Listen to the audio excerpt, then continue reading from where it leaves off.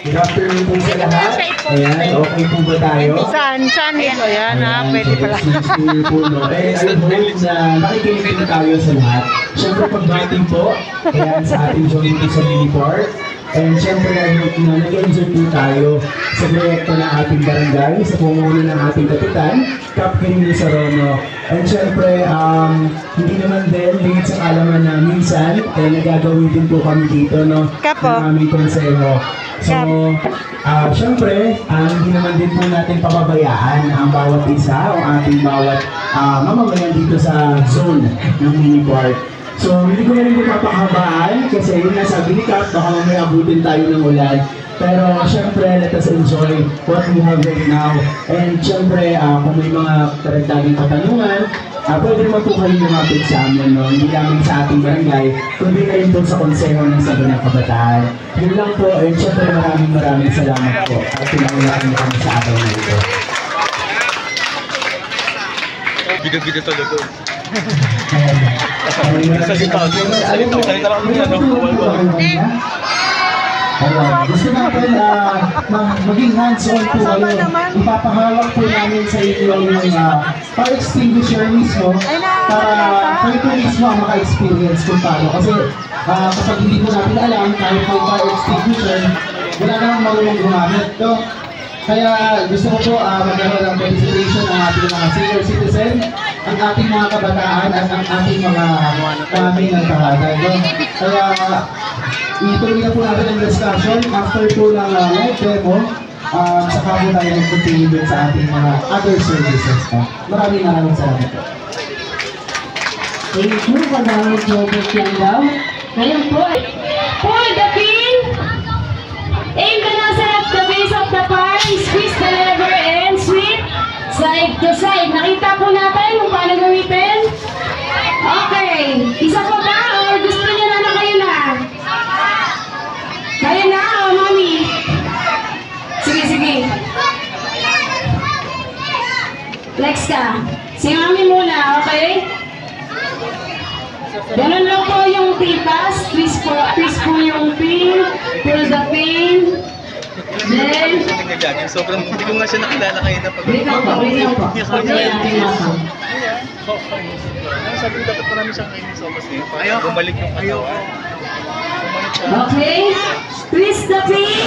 Pull the pin. Kailangan yung discipline. Aim the nozzle at the base of the fire. Sige po, buhatin po natin. Hawakan po natin yung sa nozzle. Okay. Then squeeze the lever, piga po, and sweep side by side. Okay, very good, mami. Oh, may takot na po ba sa parents? Wala na, no? Sino ba po? Oh, yung bata.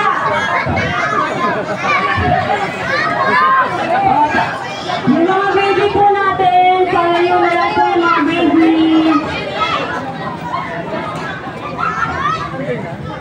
Okay? Mamaya na, wait lang.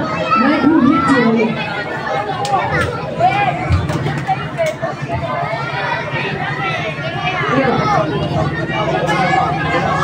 Okay? Then, twist the pin, pull the pin, aim the nozzle at the base of the fire, nasa lang hawak. Sweep, squeeze the lever, sweep, side by side. Okay, naubos na yung ating parents. Meron pa ba? Wala na? Okay? Ha? Sasabog ba? Hindi. Hindi yan sasabog. Yan, nakinig ko. Okay? Ayan po, tingnan yung basahan. Siya mo, malakas. Okay. Ganun lang po, sobrang lakas na po ng compared to sa inyo. Pero pag nag-apoy po, hindi naman po ganun kalakas. Pero ganun lang po ang gagawin. Kuha po ng basang pera, basang basahan.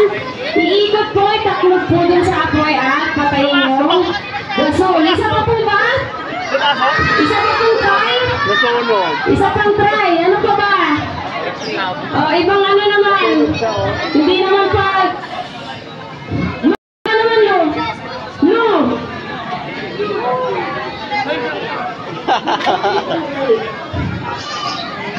Okay. Ano naman? Balot?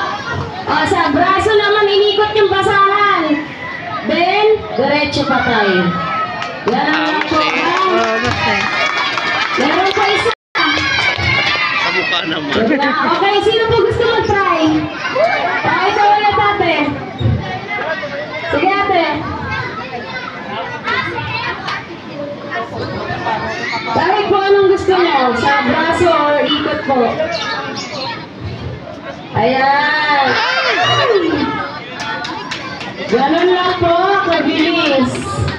Make sure po na kapag tinakloman po natin ang basahan, wala po yung lalabasan ng hangin kasi dun po yung nag-a-afford. Kailangan taklog na taklog.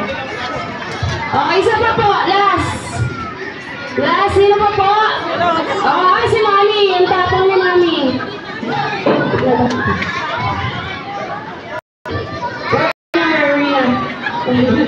Okay, si Mami na. Make sure po na taklog po, pataklog po yung gagawin natin. Taklog na taklog po, ha? Pahaba po. Pwede naman pong iikot sa braso yung basahan, then diretso pa kayo po.